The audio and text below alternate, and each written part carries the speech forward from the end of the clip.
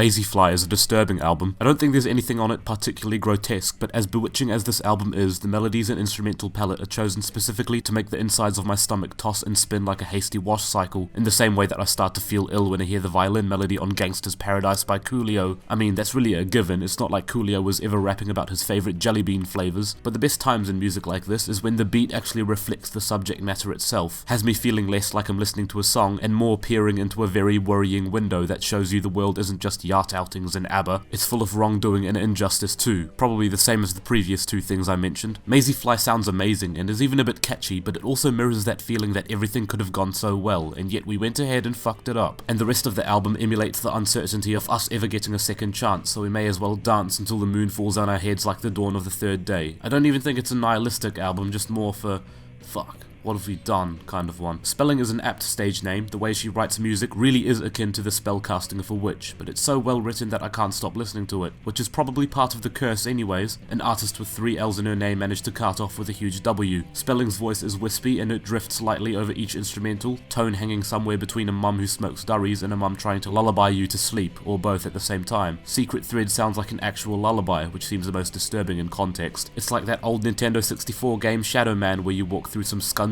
catacombs and somehow end up in a child's playroom. It seems like it's not right, and you're right, it's not. Spelling's whole deal is that no matter what she describes in the lyrics, there's always a lingering feeling that it's about to turn to custard. But I do like custard, so I probably mean the really shit homemade ones that scramble. Part of me wanted to jokingly articulate it by saying it sounds a bit like Primal Heart by Kimbra, but if it was reorchestrated for a game over screen. Or if we're making video game comparisons, it sounds like the music for the level in that late part of the video game, like the penultimate level, where the mood becomes a bit futile. Some party members have died, and you're at that point where the enemies can suddenly lip smack the HP out of your body by poking you with their thumb. That part of the game where the story seems closer to finally revealing itself. That's what this album feels like. The chord progression on Haunted Water and the chilling synthesizers chosen to depict this atmosphere are perfect and disorienting. The theremin tends to wail like alien spacecraft that flies overhead, and Spelling soars high for notes that give you the excitement of new discovery. However, it's the song Under the Sun that pokes out of the packaging and tears the wrapping paper, a melody so immediately grabbing it's as if you've been cursed to have it ring in your head for eternity, with violins bleeding through the opening to instill in you the feeling that we could have had it all more than Adele ever could, plus a 3/4 time signature shift in the middle that makes me think of 2 aliens waltzing across the galaxy. This song gives me that Manuel Ferrara feeling, not because it makes me feel like I'm slaying, but because it makes me feel like I'm in and out of danger at the same time. And in this intermediary space I am spellbound, but with 3 L's. Spelling wishes you all the best and all the luck for one day in time under the sun, but the implication is that it won't really be okay for a long time. I like that Mazy Fly still leaves a lot of gaps in its construction anyhow. It leaves you a lot more to the imagination, and all I keep thinking of is unsettling nightmares where you're falling forever in an abyss, or losing teeth. But it's also one of those albums that gives you the determination to get to the bottom of why those dreams are happening. It's not just doomy and gloomy, it's also boomy and zoomy. I wanted to find a smart way to transition this into my rating, but forget it. It's absolutely freezing, I'm wearing 4 layers, a beanie and a hoodie at the same time, and my teeth are still chattering at 6:11 AM. I'm going to bed and giving this an 8 out of 10.